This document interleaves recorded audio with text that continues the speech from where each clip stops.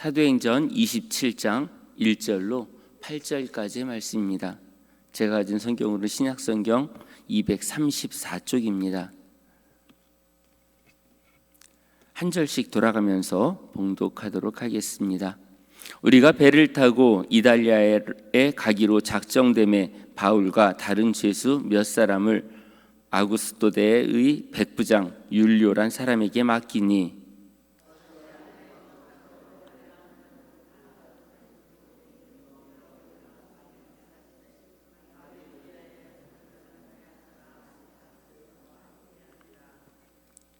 이튿날 시돈에 되니 율리오가 바울을 친절히 대하여 친구들에게 가서 대접받기를 허락하더니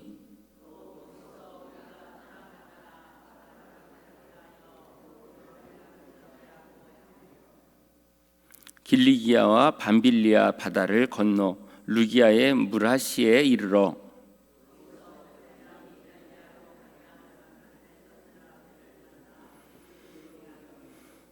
배가 더디가 여러 날 만에 간신히 니도 맞은편에 이르러 풍세가 더 허락하지 아니하므로 살모네의 앞을 지나 그레데 해안을 바람막이로 항해하여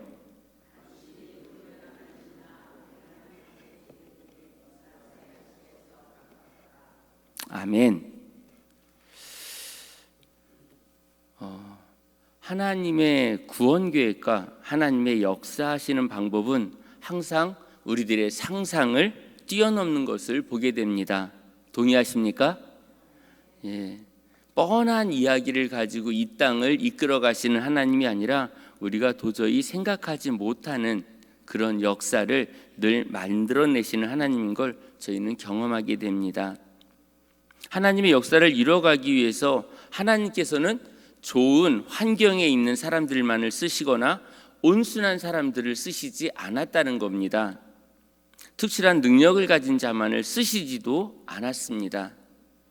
하나님께서는 우상이 득실거리는 갈대아 우르에 있던 아브라함을 쓰셨던 것을 보게 됩니다. 살인자이며 이제는 고령의 나이로 꿈이라고는 꾸기에 많은 나이를 갖고 있던 80의 나이에 모세를 부르셨던 하나님을 우리는 또 알고 있습니다. 고기 잡는 거 외에는 잘 할 줄 아는 게 없었던 혈기왕성한 베드로를 쓰셨고요. 한번 피리 꽂히면 물불 안 가리는 바울을 쓰셨던 것을 우리는 보게 됩니다. 오늘 본문의 말씀을 끝까지 읽지는 않았지만 이 말씀의 대략은 이렇습니다. 사도 바울이 아그리빠 왕과 베스도 총독 앞에서 자신을 이제 변호합니다. 살아남기 위해서가 아니라 내가 복음을 전하다가 이렇게 된 것이다. 그럼에도 불구하고 사도 바울은 이제 로마 황제에게로 가게 되는 그런 과정 가운데서 지금 배를 타고 가는 이야기가 쭉 이어집니다. 읽으면 거기서 거긴 것 같고, 그러나 하나님께서는 이 모든 사건 가운데 계속 개입하고 계신다라는 겁니다. 구약의 많은 선지자들이 메시아에 대한 이 땅에 오시는 그 메시아는 고난을 받고 그 다음에 죽음 가운데서 다시 모든 사람의 죽은 자의 첫 열매가 되셔서 부활하셨다.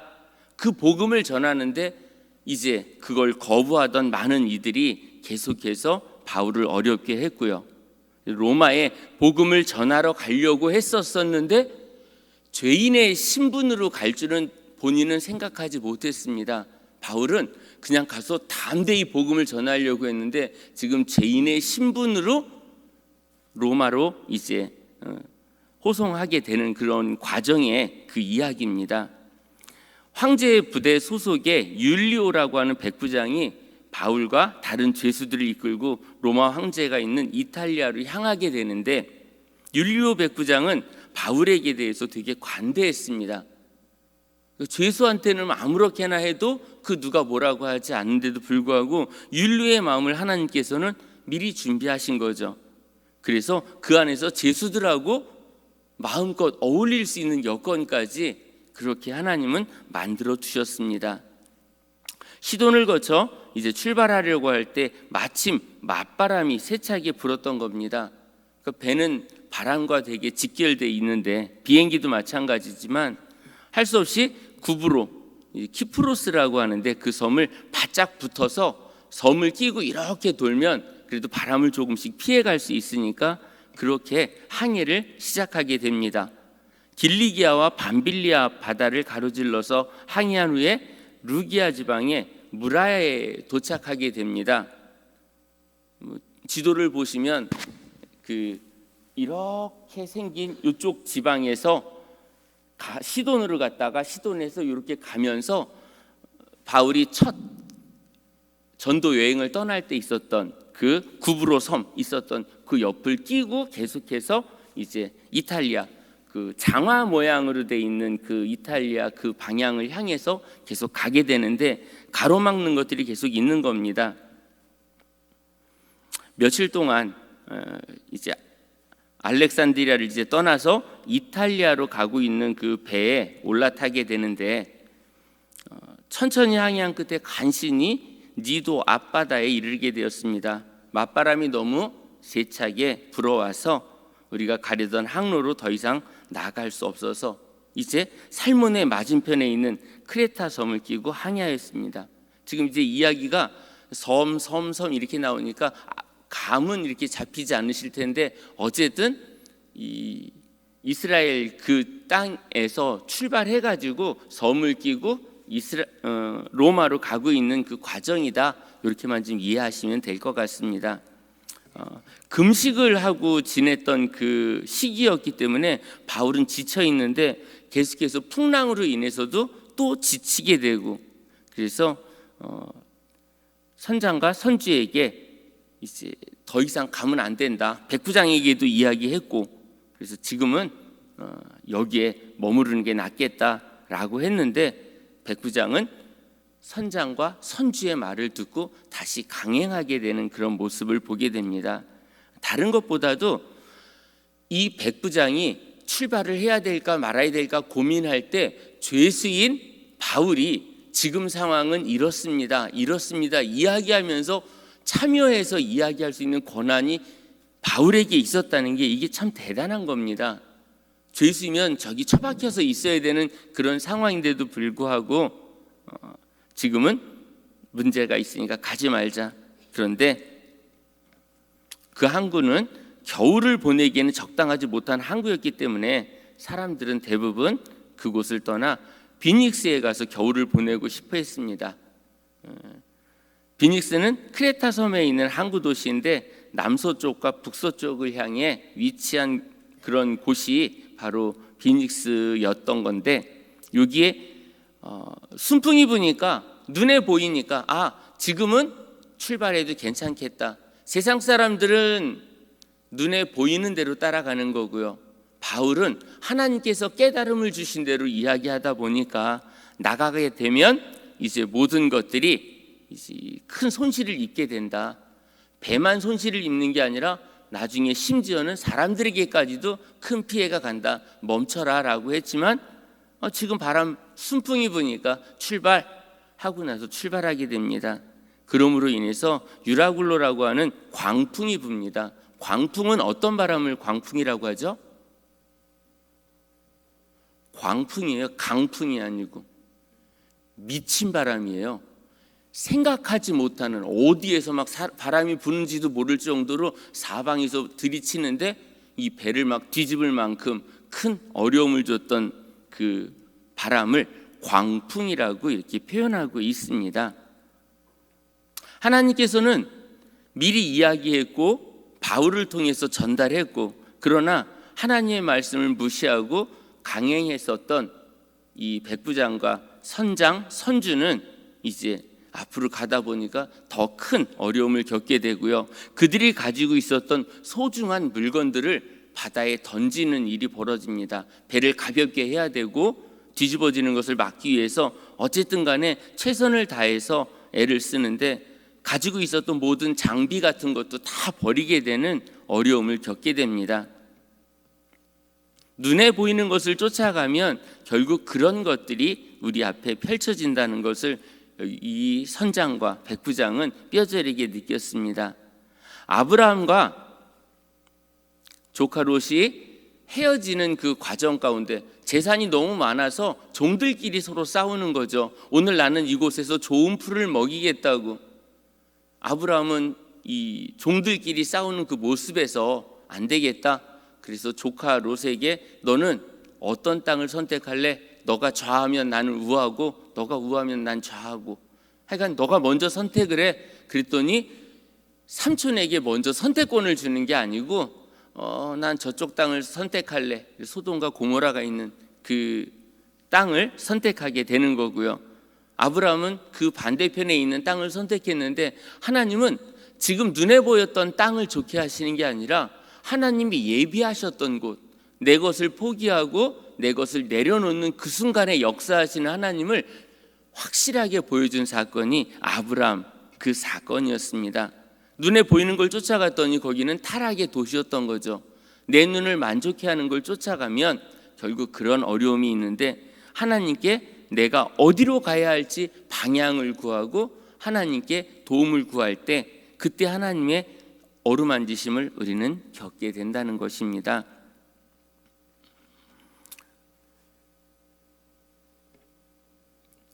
인디언들은 비가 오도록 기도를 하는데요. 비가 오게 해달라고 기도를 하는데 인디언들은 기도의 응답을 항상 받는답니다. 그들의 믿음이 좋아서가 아니라 비가 올 때까지 기도한다는 거죠. 비가 오니까 어쨌든 기도 응답 받은 거죠.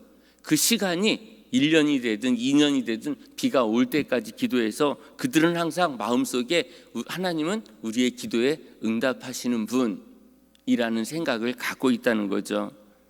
우리 성도님들도 지금 5년째, 10년째, 20년째 기도해도 아직 응답받지 못한 기도 내려놓지 않으시길 바랍니다. 우리 하나님은 끝까지 기도하는 그런 사람을 찾고 계십니다.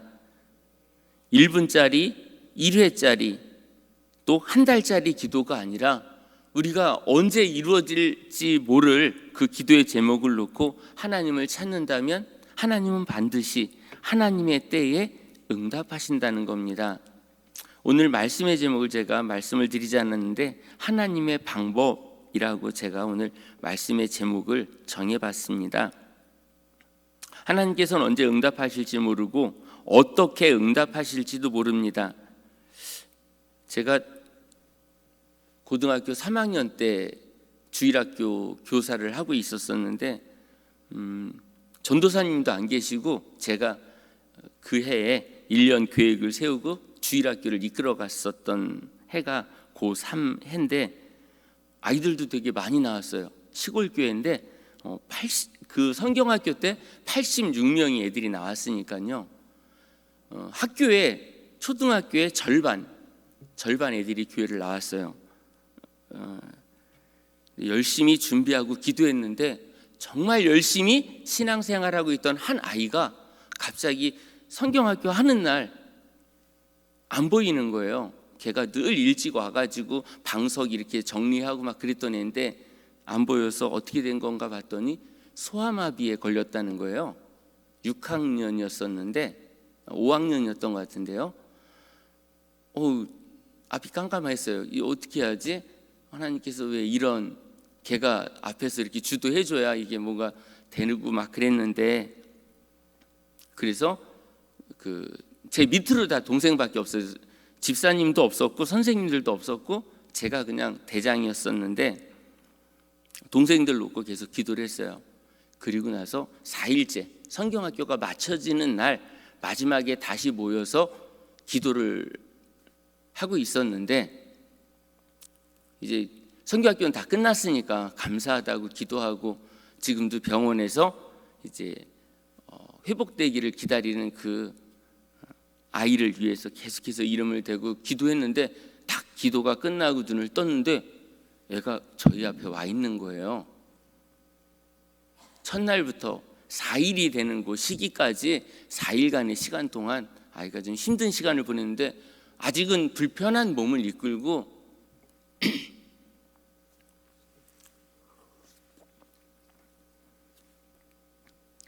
기도하고 있을 선생님을 생각하면서 그 아이가 교회로 온 거예요. 좀 이렇게 걷는 게 부자연스러웠죠. 그럼에도 불구하고 와서 그 아이가 했던 이야기는 선생님 고맙습니다.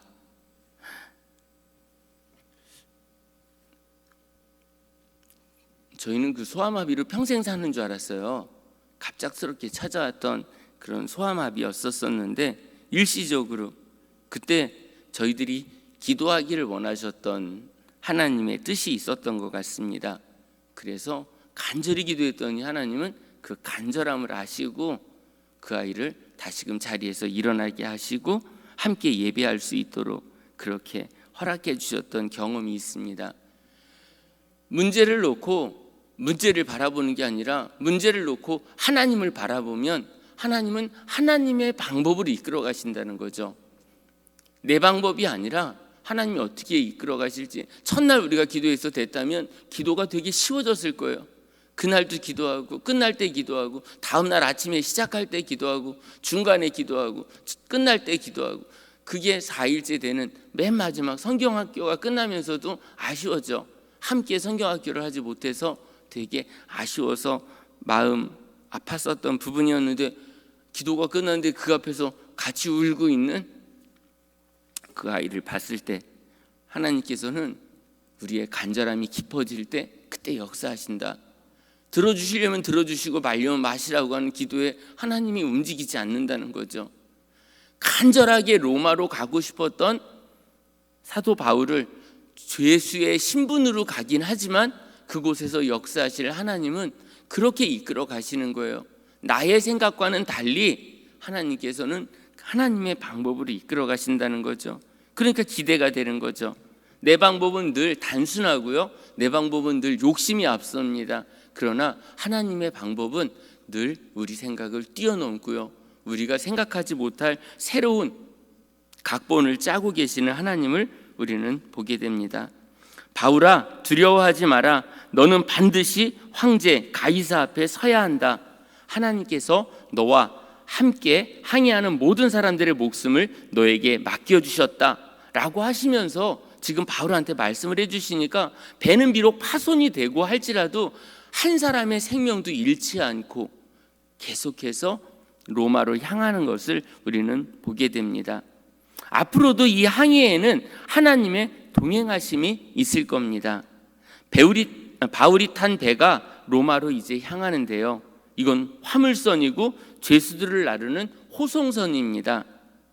감사하는 바울에게 있어서는 이 선교선이에요. 선교하러 가는 배니까 그 배의 선장은 따로 있었고 감시하는 백부장도 있었지만 바울은 하나님께서 이 배의 운명을 책임지신다고 믿었던 것입니다. 우리 가정이 이끌어가는데 우리 남편이 이 가정을 잘 이끌어줘서 고마워라고 남편에게 먼저 감사하기보다는 이 가정을 지켜주시는 하나님, 이 가정은 내가 지키는 게 아니고 하나님이 지켜주신다. 그럴 때 파선하지 않고 그 가정이 지켜질 수 있듯이 이제 바울이 그렇게 하나님만 바라봤던 것처럼 우리의 삶에 있어서도 우리를 이끄시는 책임지시는 하나님 앞에 우리를 온전히 맡기기를 원합니다. 우리 인생이 우리 뜻대로 돌아가지 않아도 뜻대로 되지 않아도 이 키를 지고 계시는 주께서 이 모든 것들을 이끌어 가심을 늘 기억하시면서 오늘 하루 하나님이 어떻게 이끌어 가실지를 설레는 마음으로 기대하시면서 아침부터 저녁까지 한번 하나님만 떠올리는 우리 성도님들의 복된 날이 되시기를 다시 한번 주님 이름으로 간절히 축원합니다. 같이 기도하시겠습니다.